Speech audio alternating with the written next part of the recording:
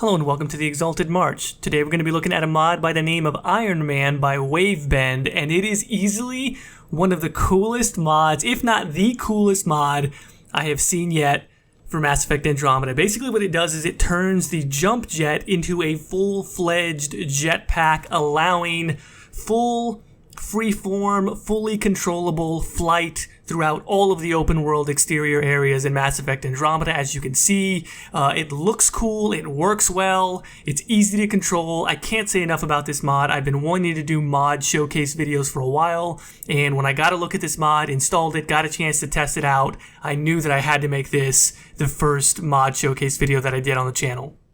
So real quickly, let's go over some of the features of this mod. Again, it does allow you to fly anywhere in the exterior open world sections of the game. Surprisingly, the Frostbite engine does really well. There's not a lot of graphical pop in. As you can see, you can fly pretty much anywhere, and I really haven't run into any problems so far. So the way that the controls work is that the left control key, which by default is supposed to toggle the walk function, that will activate the jetpack. So basically, if you jump or if you're falling from somewhere, anytime you're in the air, if you hit that left control key, that's going to go ahead and activate your jetpack.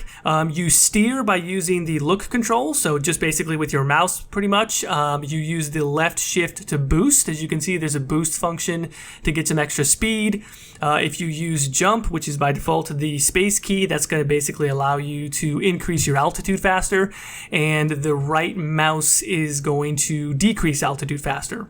And so by default, it's supposed to work with keyboard and mouse, which is how it's designed according to the mod author, but I can confirm, I've been testing this out, it does absolutely work with a controller. I'm using an Xbox One controller, and I have absolutely no problems using the Xbox One controller. Just keep in mind that to activate it, you do actually still have to use the left control key on your keyboard, but as with most modern games, you can switch seamlessly in Mass Effect Andromeda between mouse and keyboard and controller. So I have my Xbox One controller plugged in, I'm using it as normal, I hit that left control key on the keyboard, that activates the jetpack, and then I go right back to steering with my right analog stick. I can use the A button to increase altitude or the left trigger to decrease altitude. The only thing that doesn't work, unfortunately, is the shift, to the left shift, which would activate the boost. So in order to use the boost, you do have to use your left shift on the keyboard.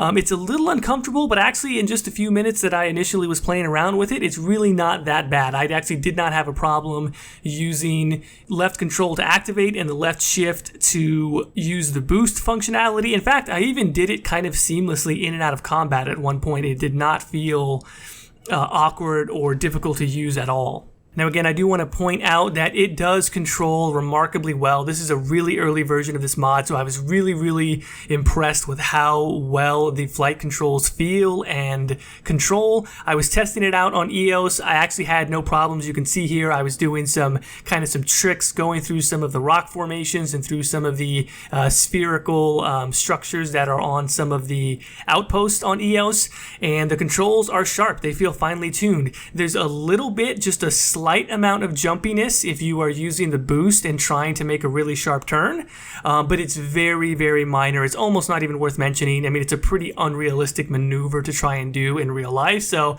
pretty forgivable that there's a little bit of jumpiness with the controls. Other than that, I found the controls to be stellar. I think that they work excellent. It's also worth noting that this mod gives a feature to Mass Effect Andromeda that is incredibly similar to the feature shown in Anthem's gameplay debut trailer that everyone was really excited about. I think this is actually, it's huge for Andromeda. It's a really cool feature to have added to the game through modding, and I think this is basically a triple threat for a must-have mod for a game, in that A, it's practically useful for the open world setting of Mass Effect Andromeda to get around as an option, as an alternative to the Nomad. B, it's incredibly cool to look at and cool to use, and C, it's easy to install, it's easy to use in-game, and plus, it comes from a well-reputed mod author.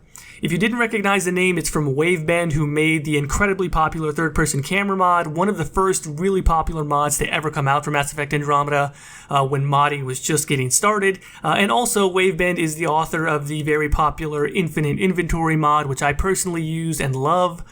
I've only done limited testing so far with the mod, but I had to make a video showcasing this mod as my first mod review video. It's that good. If you're on PC and I mean, if you're not using this mod, you really should be. If you're on PC, you need to go out and get this mod ASAP. I'll be doing a video tutorial on how to use Frosty Mod Manager and install this and all other mods soon. If I haven't already uploaded that, then when I do, the link will be down in the description below. If you have any other mods that you think deserve a look, let me know, and I'll be happy to do a showcase on mods that I think are definitely worth the community's time. Check back often or subscribe, and I'll be doing more mod showcases in the future. As always, thank you for watching, thank you for listening, Macedonis, and until next time.